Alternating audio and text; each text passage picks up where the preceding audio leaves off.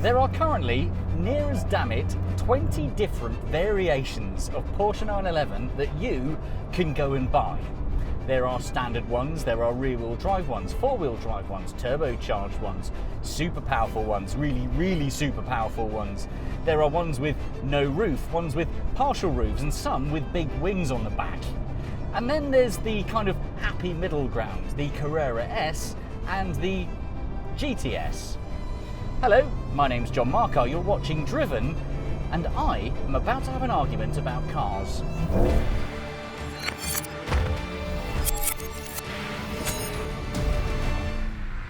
The argument sadly doesn't involve all of the 911s, but two of the highlights of the range. The Carrera S and the GTS T-Hybrid. One is as close to pure as you can get and a volume seller, while the other has some electricity. Oh, look, and here's the man I'm going to argue with. Hello, John. Alex. You've brought a silly car with you and it's got electricity in it, which, if the internet is to be believed, means it is bad and wrong. But it's okay, I've bought the car you actually want, the Carrera S. It hasn't got any electricity in it, which means it's purer and there's less faff. We've opened a film and you've immediately started with the P word, the purist's choice. Yes, this does have electricity in it, but the electricity is there to do one thing and one thing only, and make it go faster. Plus, this has got better suspension than yours, and if the forebears are to be believed, this is the one to pick. Well, there is only one way to decide which of our two cars is best, and it's a series, well, not a fist fight, I will lose, I don't want to go to hospital. No, it's a series of entirely scientific and completely legitimate tests. But first, should we do a stats dump in voiceover so we don't have to do quite as much memorising? Very good idea, yes. My champion GTS gets a 3.6 litre turbocharged flat 6 with a hybrid system attached. That makes 541 brake horsepower and 420 foot-pounds of torque combined. Together, they'll get you from 0 to 62 in 3 seconds dead, and on the fun side of 190 miles an hour. In its lightest form, it creeps in at under 1,600 kilos, which may seem heavy, but the performance figures don't reflect that. The Carrera S comes with a smaller 3 litre flat 6 and no electricity, but it gets 2 whole turbos over the GTS's 1. They're chunky and give it 480 brake horsepower and 391 pound-foot, so 0 to 62 takes no time at all at 3.3 seconds, and it'll top out at an autobahn crushing 191 miles an hour. It's lighter than the GTS, just at 1,540 kilos. Now, John, you're going to have to explain to me how a hybrid system in a 911 works, because mine is kind of what we expect. Engine and turbos at the back, noise, power, forward motion, all that. How does this work? I'll do my best. So, essentially, there is a battery hidden somewhere under here, 1.9 kilowatt hour battery there, and that feeds power to 2 motors. So we've got one inside the PDK gearbox, which alone proves about 54 brake horsepower, which is good, and then a second motor down here, located in the single turbocharger. And that one's quite clever because it uses electricity to boost the turbo in addition to the exhaust gases and gets the car to peak torque in half a second, which compared to the old GTS, which was 2 seconds, is better. That is better. I'm here for it. I enjoy it. I'm also here for our super legitimate scientific test, which shall commence now. We've parked up on the side of the road because John here is going to take us out for a drive, he is a racing driver after all, to see which one of our 2 motors, well, reduces to children in the shortest amount of time. Which one makes us laugh like Kermit the Frog or Elmo or Fozzie or whoever. So, Mr. Marcar, would you mind? I'll do the honours. Do the honours, off we go. Now, one thing I have immediately observed in your Carrera S is that when you start it up, it sounds like a car starting up. Yes. Which my GTS doesn't, and we'll show you what I mean by that in a bit. But that's quite nice. That's quite nice. Would you? Well, that's without the noise button on. Oh yes. Well, I like to drive in sporty sport mode. Sporty sport mode. So Sport Plus, suspension off. Right. That's silly. Leave the exhausts on, and we'll go with that. Yeah, off we go. Come along. Right, racing driver.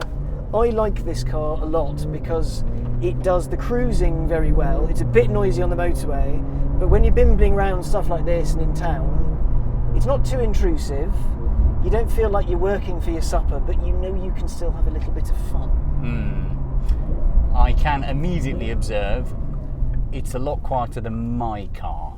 Right, I look forward to experiencing this. Yeah, and I don't know if that's because perhaps with a more luxurious interior we've got more sound deadening. I mean, there are seats in the back, which we will get to later.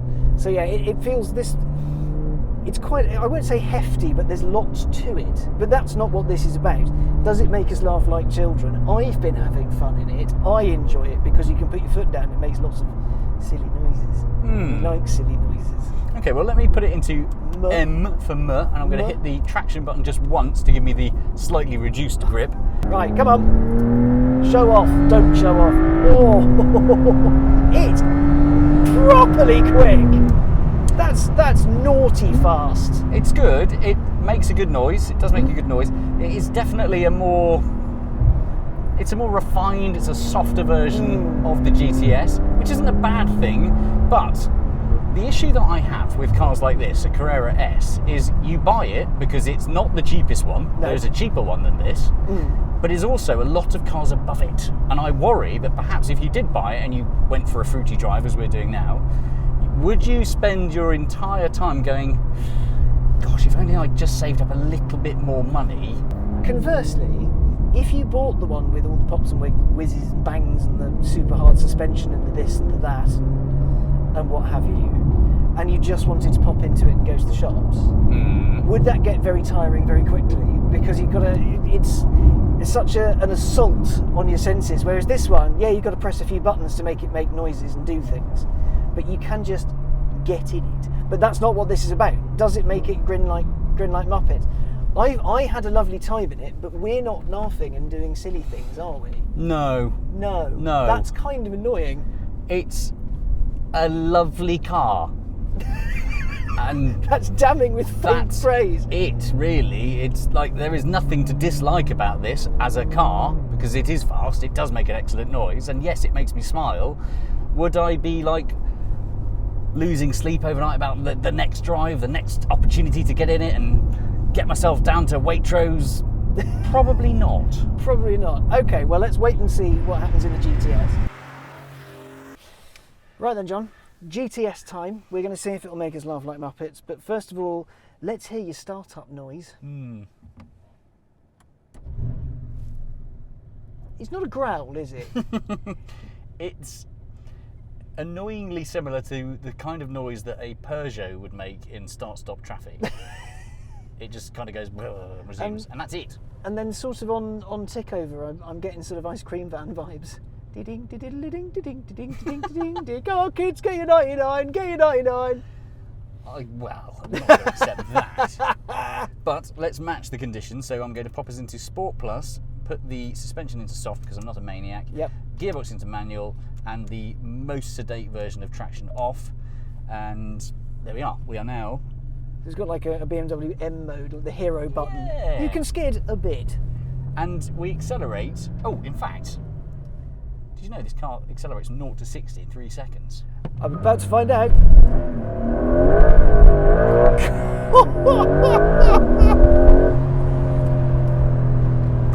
Now, first thing you did there was laugh like a child. Tick. Tick. GTS. Yes. Test GTS. concluded. We didn't do that in the Carrera, but we did give it a footful.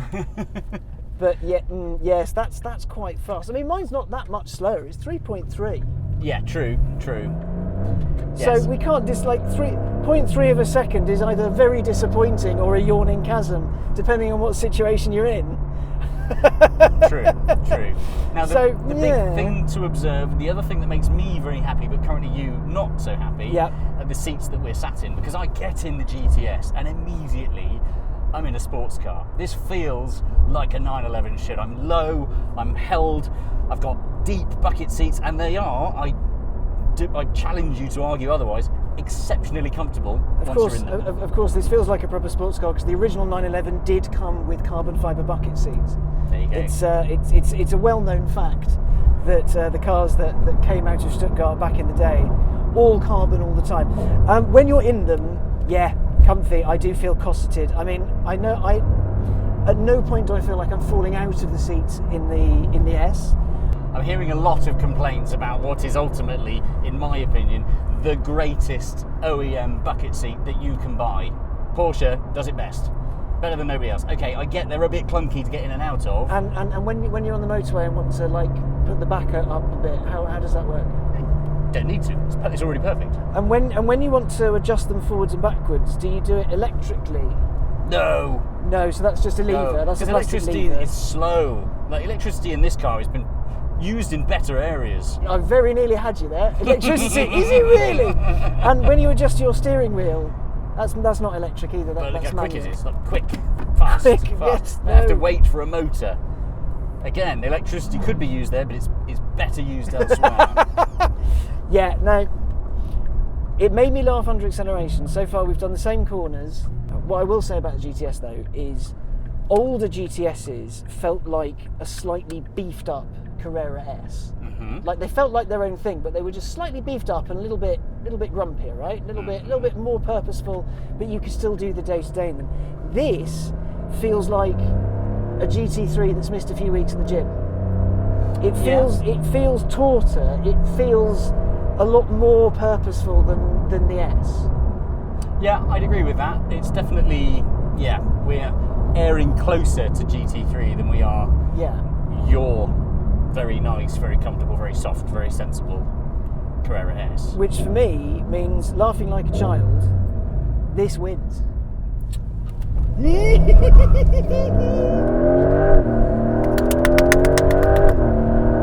He's a racing good goss. And that is exactly 60 miles an hour. Now, John, let's talk practicality. You have a hybrid. Now, classically, if people have hybrids, that means batteries eating luggage space. What you got for me? Yes, good point, well made. There is a battery and it does happen to be up here, but it doesn't encroach on any storage space at all. Okay, so I've got 135 litres of space. How many litres have you got? I have 135. Right, it's a draw then. Right, come on. More tests. Now, we all know that noise is one of the most important factors when picking a sports car. It, as a sense, wraps itself around you on a cruise and excites you when you're giving it some stick. So, we're backing each car to see which sounds best. Make Marcar sing. Okay.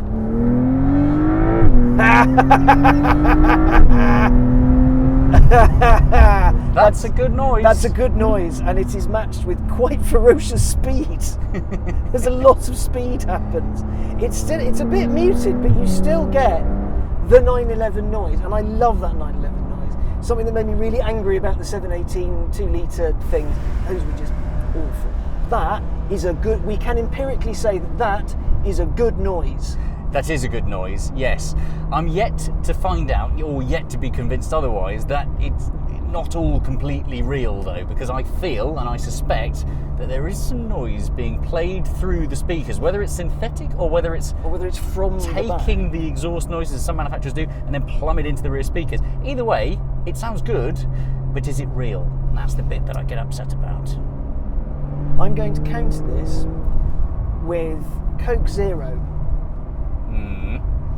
Coke Zero doesn't have any sugar in it, but it tastes like it does. Is it a bad thing?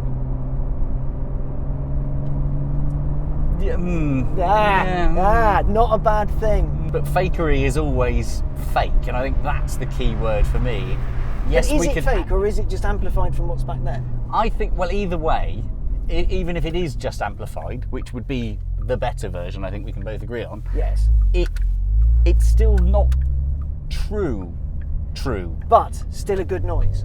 but it is a good noise. It is a good noise. It is a good noise. We like the noise. I have noticed though there is one noise missing from Yes. your car, which is a big one. Your car, the Carrera S, has 2 turbochargers. Yes. Mine has 1 turbocharger. Yes. My car makes turbo noises and yours doesn't. Because your turbo has to work harder because it's rubbish. I've got 2 turbos and that's just better. 2 is better. But surely with No, 2 turbos, 2 is better. you should have 2. No. I get no. No, 2 is better. But this isn't your racing GTS thing. This is an everyday car. And that's not like turbo noise like the chattery thing. It's great if you're into that scene and into that thing, but if you think of a person who I just want a nice Carrera S to drive around in, have a nice time in. I want my 911 noise, but I don't necessarily want to be sort of assaulted in the ear every day. I don't want to be tired every day. So if you think of it from the perspective of other people, this might just be, that howl is a good thing because it's not offensively loud. Anyway, we can both agree, good noise. It is a good noise. Good noise. Possibly not the best, but it's good. It's good. Now, John, we've been out in my lovely, refined, booming flat 6E Carrera S. We are now in your car that has no rear seats. Don't need those. No, because I imagine a man who buys one of this and obsesses over it, probably childless, let's face it. So, like me. And me. So this has a bigger engine, one turbo, and electricity. Does the electricity get in the way of the noise? Not even slightly, and that was a genuine concern because remember, this, although it is a hybrid, has no fully electric mode. You can't glide away from the driveway in the morning without waking up the neighbours. Unfortunately, this still makes a noise. But the electricity, all it does is it adds more power. The noise from that glorious 3.6 is still there. And this was the bit I was concerned about, we have turbo noises too. Ooh, turbo noises. And I'll see if I can... Play me your turbo noises, Mr. Marcar. I wish to hear them. Ooh. It does whistles.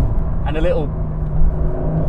I do wonder, I do wonder if that's because there isn't a seat there. And that's, I'm not taking the mick anymore. I wonder it's because there isn't that much padding on the back and that much padding on the bottom. It could be. There, undoubtedly, those big foamy seats are going to be absorbing some noise. But or your turbo has to work harder because you've got one. But it does work very quickly. Yes, and it's big as well. It's a big turbo in comparison to your snake. Two tiny little ones. It's all right. Give me a...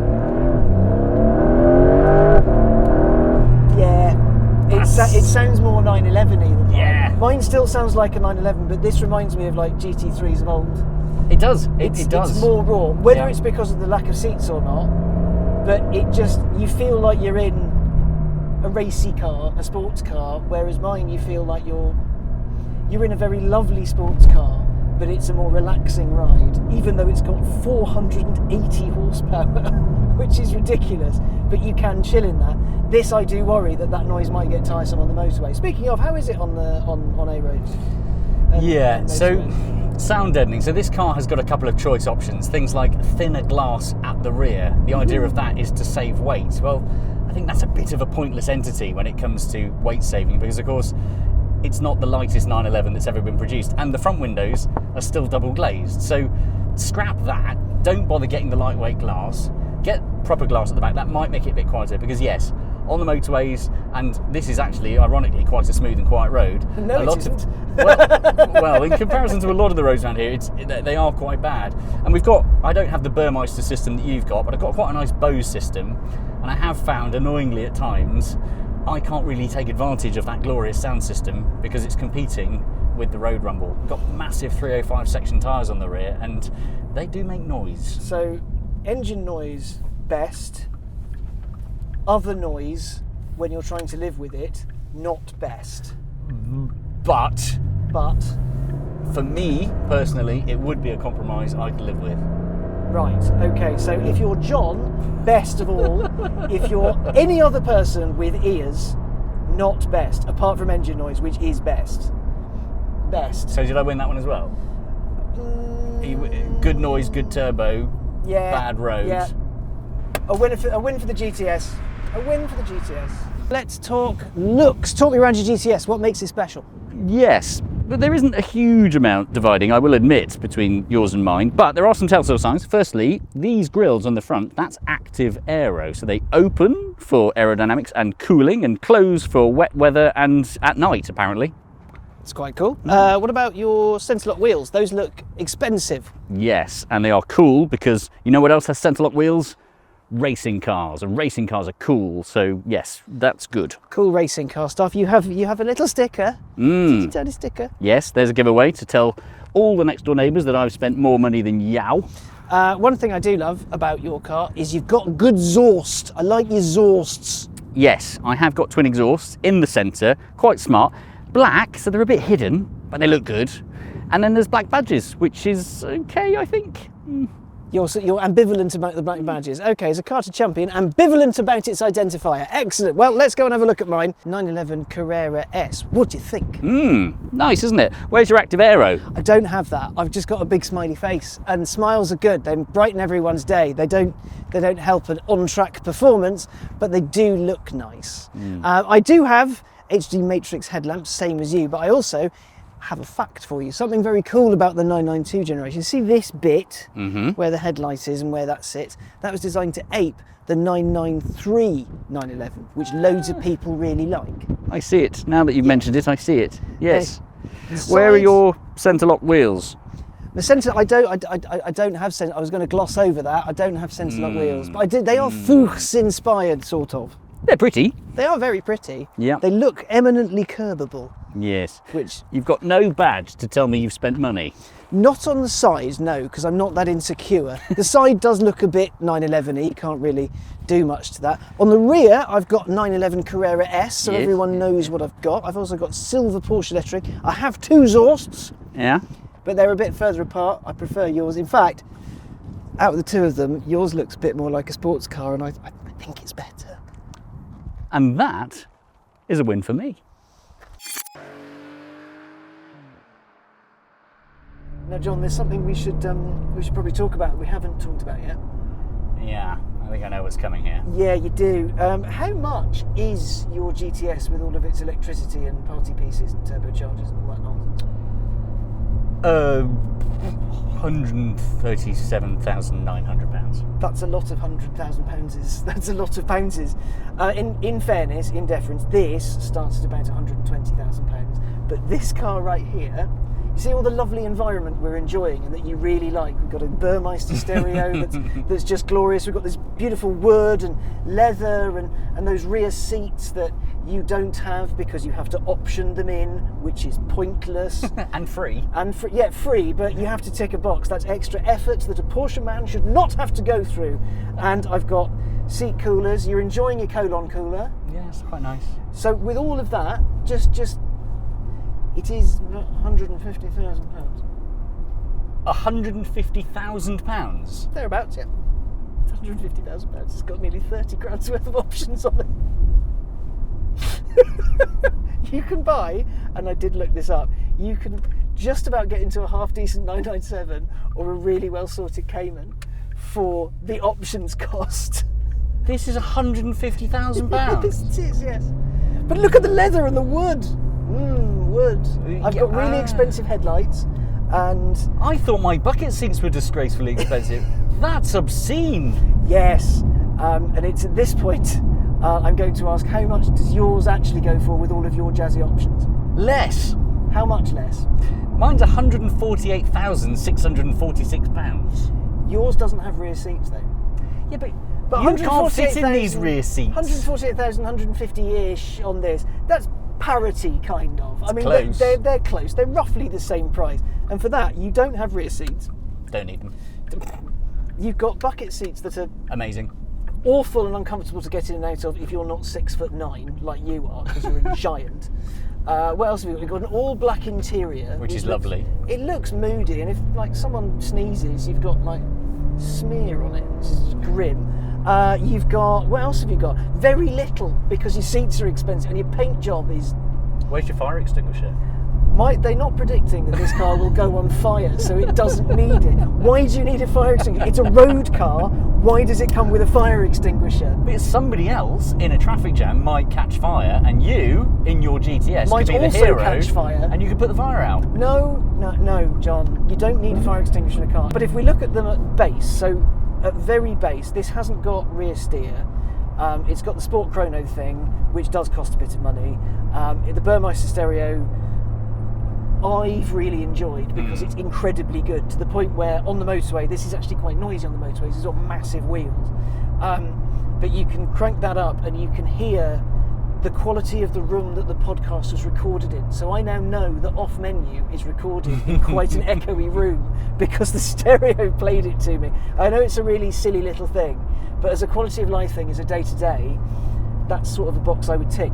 But base prices, with everything stripped out, there's not actually that much in it when you consider that they're both straddling the middle of the 911 range. So this is one up from base, yours is one down from GT or from turbo. So I'm tempted to call it a draw, but for the most part, as a car you can drive day to day to day to day to day, you can have 95% of the fun in this that you would in your GTS for £15,000 less. And you can make up the difference with nice quality of life things. Perhaps, but I feel more special driving my GTS than I do driving this. And this is lovely. It is a lovely place to be. And anyone going out and buying a Carrera S with this lovely leather and the lovely sound system and the slightly quieter ride, you're going to have a lovely time. But it doesn't feel special to me. It just feels like a nice car.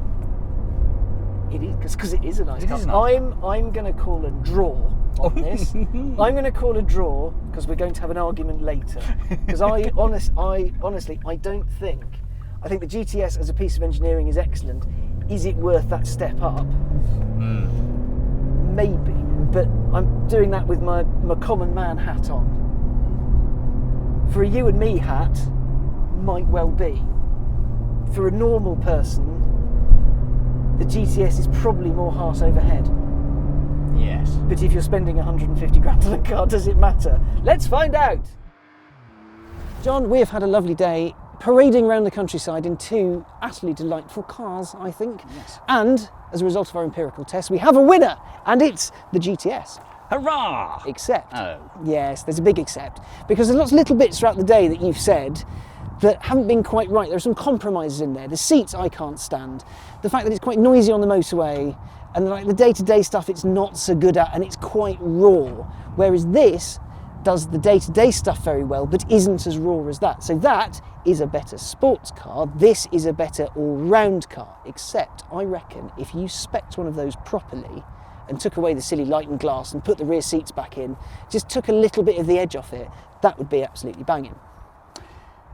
Yes, I am tempted to agree, and I would go as far as saying, yes, this is overall the better sports car, the more exciting car, the more engaging car, but there are quite a few little things on your car that I quite like to maybe put into my car, such as the sound deadening and the slightly better sound system, and being able to enjoy the sound system. Yes. I'll keep the seats because I do love the seats. But yes, yours is a lovely car, as is mine.